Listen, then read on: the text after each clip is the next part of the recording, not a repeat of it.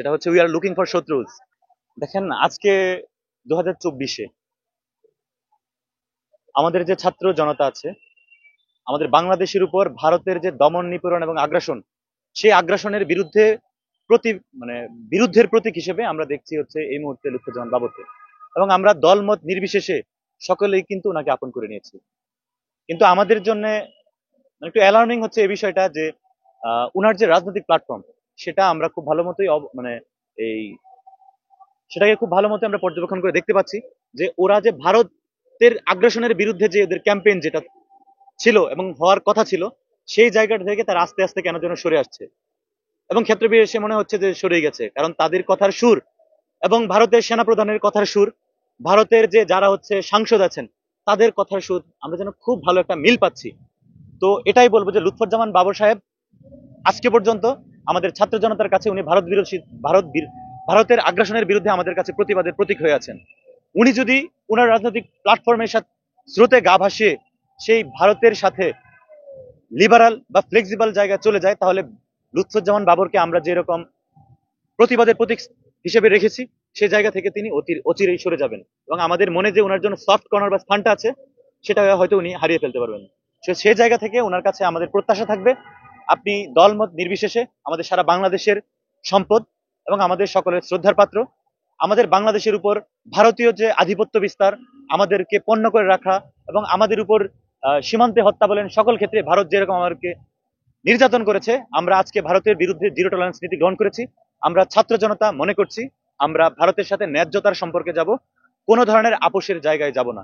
তো সেই জায়গায় লুৎফুজ্জামান বাবরকে উনি যেই রকম যেই জায়গাটাকে আমরা ওনাকে চাই উনি ভালো মতোই জানেন, সেই জায়গাটাতেই আমরা ওনাকে চাই। দেখেন সামাজিক যোগাযোগ মাধ্যমের কল্যাণে আজকে আমাদের যে জেনারেশন আছে, এই জেনারেশনের এমন কেউ নাই যে হচ্ছে একটা ডায়লগ শুনে নাই, যেটা হচ্ছে উই আর লুকিং ফর শত্রুজ। এই লুকিং ফর শত্রুজ, এই শত্রু কারা এবং এই লুকিং ফর শত্রুজ কথাটার প্রেক্ষাপটটা কোন প্রসঙ্গে এসেছে? অবশ্যই ভারতের বিরুদ্ধে, ভারতের আগ্রাসনের বিরুদ্ধে প্রতিবাদের প্রতীক হিসেবেই আমরা আসলে এই ডায়লগটাকে নিয়েছি। এবং এই ডায়লগটাকে কে দিয়েছেন? জনাব লুৎফুজ্জামান বাবর। ভারতীয় আগ্রাসনের বিরুদ্ধে প্রতিবাদের প্রতীক হিসেবে আমরা আজকের ছাত্র জনতা জনাব লুৎফুজ্জামান বাবরকে দলমত নির্বিশেষে আমাদের হৃদয়ে স্থান দিয়েছি। আমরা প্রত্যাশা করব উই আর লুকিং ফর শত্রুজ উনি যেই প্রেক্ষাপটে যেই সময়টাতে উনি বলেছিলেন এবং সেই সময়টাতে ভারতের বিরুদ্ধে উনার যে অবস্থান ছিল, আমরা আজকে ছাত্র জনতা প্রত্যাশা করব যেন আজকেও এই অভ্যুত্থান পরবর্তী সময়ে উনি সেই ধারণাটাই বা উনার যে স্পিরিটটা আছে সেটাকে ধারণ করে। এবং আমরাও অনুপ্রাণিত হতে চাই উনার উনার যে স্পিরিট, সেইখান থেকেও আমরা অনুপ্রেরণা নিতে চাই।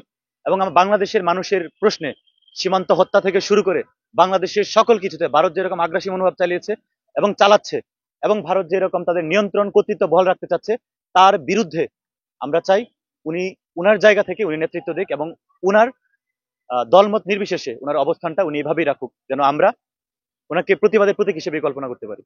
দেখেন এখানে কোনো সন্দেহ নাই যে জনাব লুৎফুজ্জামান বাবর বাংলাদেশের প্রেক্ষাপটে একজন খুব বড় ধরনের নেতা এবং ওনাকে নিয়ে ইন্টারন্যাশনালি আলোচনা হয়। তো ওনাকে এটা মাথায় রাখতে হবে যে দলের চেয়ে দেশ বড়। আপনি কি দেশকে ধারণ করবেন নাকি দলকে ধারণ করবেন, এটা আপনাকে ডিসাইড করতে হবে। আপনি দেশকে ধারণ করে ভারত বাংলাদেশের উপর যেরকম দমন নিপীড়ন এবং আগ্রাসী মনোভাব দেখাচ্ছে, তার বিরুদ্ধে বাংলাদেশের মানুষের পক্ষ থেকে কথা বলবেন নাকি দলের হয়ে ফ্লেক্সিবল অবস্থানে যাবেন, এটা আপনাকে ডিসাইড করতে হবে। ইউ আর এ লিডার এবং আপনি হচ্ছেন সেই সময়কার লিডার যখন বাংলাদেশেও আজকের চেয়ে হয়তো ভয়ানক অবস্থা ছিল। তো ওনাকে ডিসাইড করতে হবে যে আপনি বাংলাদেশের মানুষকে ধারণ করবেন নাকি একটা দলকে নিয়ে হচ্ছে আপনি এগিয়ে যাবেন।